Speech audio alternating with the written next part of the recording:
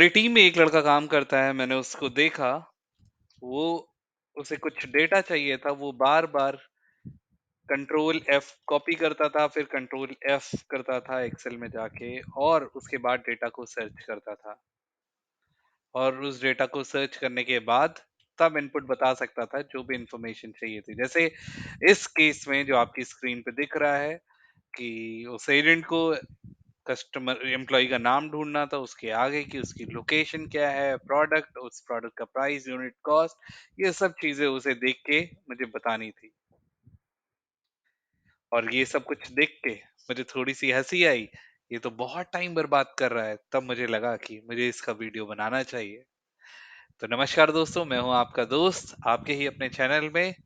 और इस समय आज मैं आपको एक और फिर नया और बहुत ही यूज़फुल फ़ॉर्मूला सिखाऊँगा एक्सेल का, जो कि बहुत ही उपयोगी है।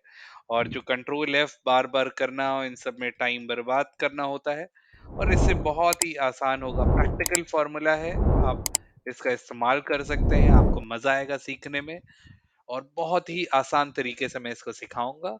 आपको बस प्रैक्टिस करनी है और इसको आप सीख जाएँगे। और मैं जानता हूँ, यहाँ तक कि मैं यकीन से कह सकता हूँ, 70 से 80% लोग जो एक्सेल पे काम करते हैं, उनको इस सुंदर और अच्छे फ़ॉर्मूले के बारे में नहीं पता है। तो चलिए शुरू करते हैं।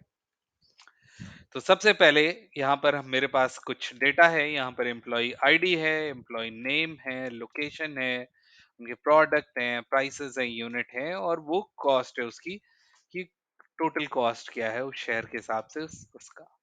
ठीक है? तो अब हमें करना क्या है? अब मान लीजिए हमें एंथोनी की लोकेशन, प्रोडक्ट और प्राइसेस इसको निकालना है।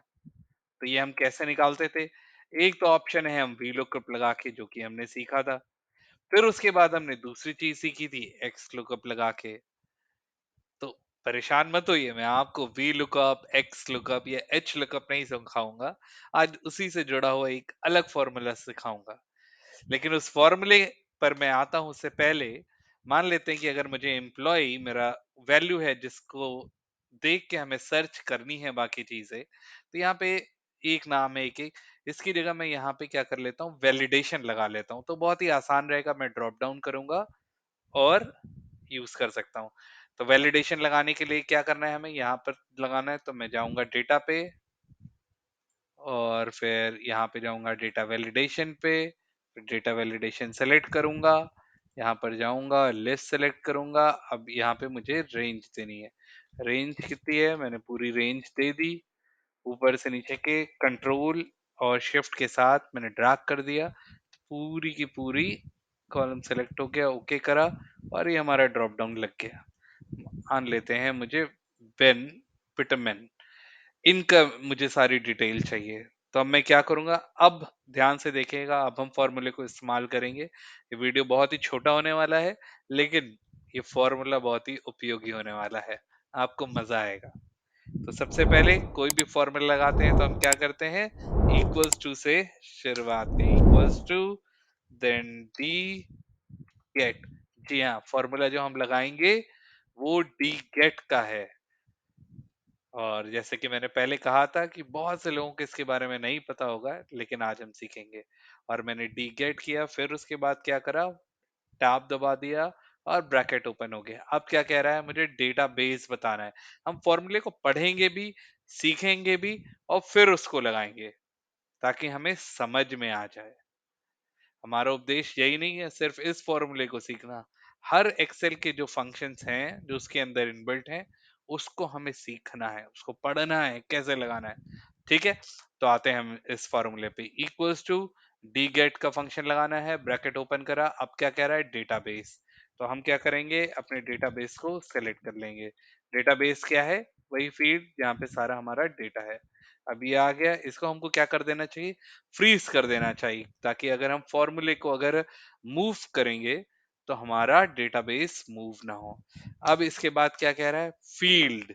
अब फील्ड को सेलेक्ट करना है, किस फील्ड को ये करेगा। तो फील्ड मेरी क्या है, अभी मैं क्या कर रहा हूँ, लोकेशन चाहिए, तो यहाँ पे गया मैं लोकेशन। अब क्या कह रहा है, क्राइटेरिया, किस क्राइटेरिया को देखना है, तो क्राइटेरिया हमारा क्या है, ये। मैंने क्राइटेरिया में एम्प्लॉय नाम और एम्प्लॉय नेम जो ऊपर हेडर है, दोनों चीजें सेलेक्ट करी और क्या करा, ब्रैकेट को बंद कर दिया और एंटर दबा दिया और देख सकते हैं ये फॉर्मूला आ गया। लेकिन ध्यान रखिएगा, जब मैंने यहाँ पे करा तो क्राइटेरिया को हमें फ्रीज कर देना चाहिए। क्राइटेरिया को हम फ्रीज करेंगे तो फिर जब हम ड्रैग करेंगे फॉर्मूला तो कोई दिक्कत नहीं होगी। आप देख सकते हैं बेन पीटरमैन कहाँ थे, यहाँ पे हैं। मुझे दिख गया लोकेशन क्या है, पेरिस, सही उठा ली। इनके सामने प्रोडक्ट क्या लिखा है, माउस, वही वो भी सही निकाल लिया। प्राइस क्या है, 33। तो ये चीजें तो हो गई, इस फॉर्मूले को लगाना हम सीख गए। एक बार फिर से आप देख सकते हैं, डी गेट, फिर उसके बाद हमने क्या करा, डेटाबेस सेलेक्ट कर लिया, उसको फ्रीज कर लिया। उसके बाद हमें क्या चाहिए था, फील्ड हमने सेलेक्ट कर ली और उसके बाद जो क्राइटेरिया था हमारा उसको सेलेक्ट कर लिया। ये तो फॉर्मूले लगा लिया, लेकिन इस फॉर्मूले में एक बहुत अच्छी चीज है, वो मैं आपको देना चाहता हूँ। हम मान लेते हैं कि हमारे पास यहाँ पे यूनिट्स नहीं है, अब मुझे यूनिट लिखना है, तो बस मुझे फील्ड पे जाना है और इसको चेंज कर दूंगा, अपने आप नीचे वैल्यू चेंज हो जाएगी। देन पीटरमैन, इसके आगे की यूनिट क्या थी, 8 थी, खुद से आ गया। अब मुझे मान लीजिए अब कॉस्ट निकालनी है प्रोडक्ट की जगह या प्राइस की जगह, मैं सिर्फ यहाँ पे कॉस्ट डाल दूंगा, अपने आप कॉस्ट चेंज हो गई। आशा करता हूँ आपको मजा आया इसको डीगेट के फॉर्मूले को सीखने में, और इसका आप इस्तेमाल करेगा, आपको ज्यादा से ज्यादा एक या दो बार आप प्रैक्टिस करेंगे और इस अद्भुत फॉर्मूले को आप सीख पाएंगे और इसका इस्तेमाल कर सकते हैं। तो आज की वीडियो में हमने दो चीज सीखी, हमने वैलिडेशन लगाना सीखा। मैं जानता हूँ हमारे जो वीडियोस देखते हैं उसमें मैक्सिमम लोगों को ये लगाना आता है, क्योंकि हमने डेटा वैलिडेशन पहले भी सिखाया है, लेकिन डीगेट पहली बार सिखाया है। और बहुत कम आपको यूट्यूब पे वीडियोस मिलेंगे जिसमें डीगेट के बारे में सिखाया गया है। तो अगर आपको वीडियो अच्छा लगा, आपको सीखने को मिला, तो आप चैनल को सब्सक्राइब कर सकते हैं। उससे मुझे हौसला मिलेगा और भी वीडियो बनाने के लिए। और आप अपने दोस्तों को जो एक्सेल सीखना चाहते हैं, आप उनके बीच में भी इस कंटेंट को शेयर कर सकते हैं। धन्यवाद इस वीडियो में बने रहने के लिए। बाय।